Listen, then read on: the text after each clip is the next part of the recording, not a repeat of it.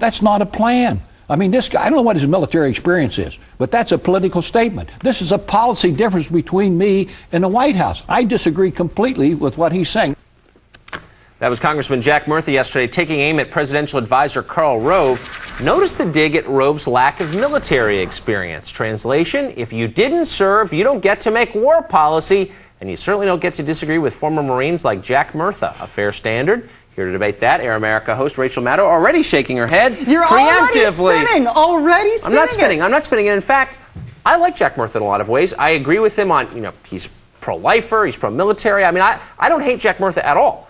I merely think it's an incredibly unfair standard. It's not even a standard, it's a rhetorical device used by people on the left and right, in this case on the left, and it bothers me. You didn't serve, be quiet. No, we're all Americans. So we have differing views on the war. I happen to be more on Murtha's side than I am on Rove's side, but Murtha shouldn't invoke his war service to make the point. I don't know what his military said. Oh, shut up. You're a Marine. Okay, great. I'm impressed. So was my dad. So are a lot of people. It doesn't mean you have as special knowledge about Iraq that the rest of us don't have. Tucker, in right-wing fantasy spin land, there's no actual debate about the war. There's no actual debate about President Bush. There's no debate about Republican policies. There's no debate about what's happened in the last 3 years. I don't know what land you're. I don't live in that land. No. What the debate is about right now, and we've all gotten our instructions from Karl Rove on this a week ago Friday when he gave his big speech about this, when he singled out Jack Murtha and John Kerry by name and nobody else by name.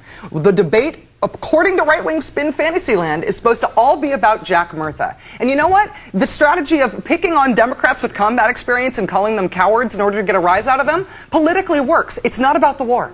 I can't imagine what strategy you're talking about or what spin land. I guess I'm too out of it. I only live in the land that I occupy, and there's no spin in that land. And I mean that sincerely. I'm merely saying about Murtha. I am, because he is the most articulate and in many forms the only truly anti-war voice on the Democratic side, and I'm merely saying he pollutes his own arguments by using that device, as he does by saying things like this, as he said to CNN the other day. He was asked by the reporter, is it fair to say that because we have troops on the ground we're able to kill Zarqawi? And he said, I'm not sure about that. I'm not sure if they couldn't have done it from outside Iraq.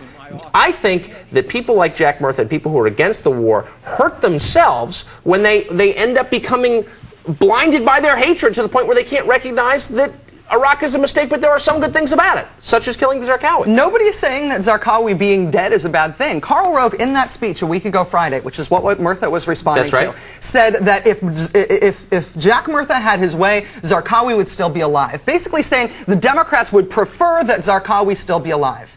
It's absolutely obscene that the debate about the war is supposed to be about the Democrats. If you talk about the actual war, the Republicans were wrong about why we went to war. They were wrong about the insurgency. They were wrong about what it would cost. They were wrong about how long we would be there. They're wrong about troop strength. They're wrong about infrastructure and rebuilding. And the Democrats are saying, you know what?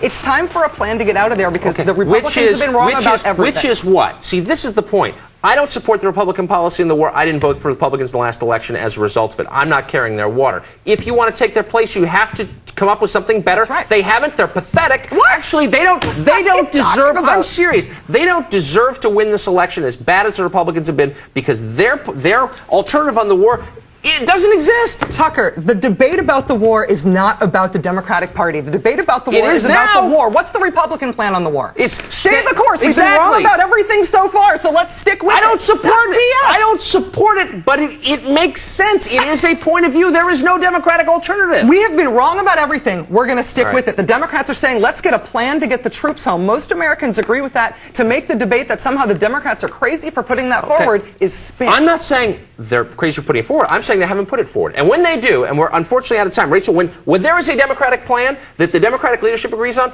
I hope you'll present it on this show and we can critique it. The Democratic plan is to actually end the freaking war. I know that's impossible to imagine. That's not the Democratic plan, but when it's not.